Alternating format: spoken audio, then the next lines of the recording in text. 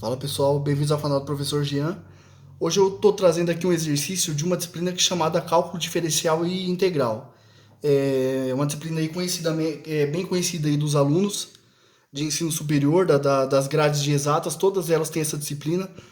É uma disciplina que aborda conceitos como limite, derivadas, integrais, otimização, que é o assunto da questão que eu estou trazendo hoje, que por sinal é um assunto bem legal de se trabalhar e vai envolver o conceito de derivadas. Então vamos lá começar lendo a questão. Com uma quantidade de 1.000 metros de arame, deseja-se cercar uma área retangular, que eu desenhei aqui, a área retangular. Encontre as medidas da área de tal forma que ela seja a maior possível. Bom, como nós vamos resolver essa questão? Primeiramente, nós vamos dar nome para os bois aqui, né? Bom, como temos um retângulo, se eu chamar esse lado de x, consequentemente esse aqui também vai ser x, porque a definição de retângulo nos diz que lados opostos são congruentes. Da mesma maneira, se eu chamar esse lado aqui de y, esse lado aqui também vai ser y. E logo no começo do problema tem uma informação bastante importante que ele diz que com uma quantidade de 1.000 metros de arame, nós vamos cercar essa área retangular. Ou seja, 1.000 metros vai equivaler ao perímetro desse retângulo. Ou seja, o que é o perímetro de uma figura? É a soma de todos os seus lados, de uma figura plana, né? Então nós temos que x mais y tem que ser igual a 1.000. Ou seja, o perímetro, ali nós já concluímos no início do texto que ele vale 1.000 metros. Por outro lado, o perímetro é dado por 2x mais 2y, né? Que é a soma de todos os lados do retângulo. E isso aqui tem que ser igual a 1.000. Dividindo ambos os membros por 2, nós chegamos em x mais y igual a 500. E daqui eu vou isolar a variável y. Poderia ser a variável x também, mas vou isolar a variável y. Então daqui nós concluímos o quê? Nós concluímos que o y vale 500 menos x. Vou chamar essa informação aqui de 1 e vou deixar ela aqui guardadinha por enquanto. Certo? Que outra informação eu posso usar para conseguir uma outra equação aí? Bom, posso usar a área, né? Já que ele fala aqui que ele quer as medidas para que a área seja a maior possível. Então vou usar a área. Como que eu calculo a área de um retângulo? A área de um retângulo nós calculamos da seguinte forma. A área de um retângulo é a base vezes a altura, né? Ou seja, a área, que eu vou chamar de A, isso aqui é igual a x vezes y. Mas o y, nós vimos aqui na equação 1 que ele vale 500 menos x. Então, onde eu tenho o y aqui nessa equação, eu vou substituir por 500 menos x. Então, eu vou ficar com a área igual a x vezes 500 menos x. Isso aqui igual a... Aliás, isso implica que a área vai ser igual. Agora, basta eu multiplicar o x aqui, né? Então, eu vou ter 500 vezes x menos x ao quadrado. Agora, note uma coisa importante. Como a área, como nós temos aqui uma função do segundo grau, onde o coeficiente que multiplica o x ao quadrado é menor do que zero, é negativo, então nós temos aqui uma parábola, mais ou menos assim, né? Só para fazer um esboço aqui, ó. Nós temos alguma coisa mais ou menos assim, ó, com cavidade virada para baixo. O que isso significa? Significa que ela tem um ponto de máximo. Quando o coeficiente que multiplica o x ao quadrado é negativo, significa que nós temos um ponto de máximo na função. E quando ele é positivo, a concavidade é virada para cima e significa que nós vamos ter um ponto de mínimo. Então, isso aqui já é um bom sinal, porque nós queremos saber qual é a área maior possível. E nós sabemos que essa função ela tem um ponto de máximo. Então, isso aqui já é um norteador de que nós estamos indo no caminho certo. Beleza? Então, o que nós vamos fazer agora é derivar essa expressão. Porque nós precisamos achar o ponto crítico, ou seja, o ponto onde a primeira derivada é nula. Então, ó, mas pensa comigo. Derivando ambos os membros aqui da equação, aqui é 500x, tá, gente? 500 vezes x, menos x ao quadrado.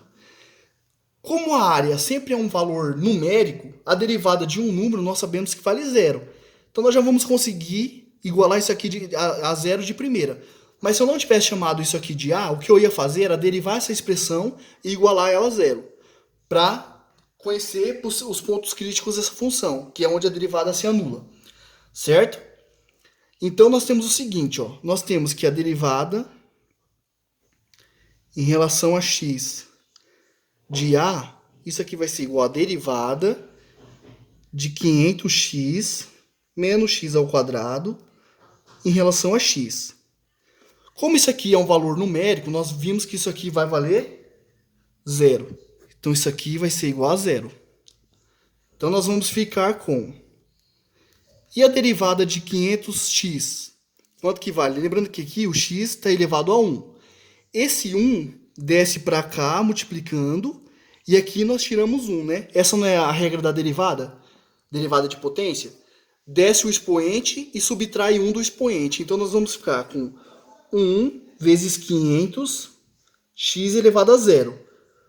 Menos, desce o 2 e tira 1 do expoente. Então, menos 2x elevado a 1. Isso igual a zero. Certo? Então, nós temos o seguinte, ó.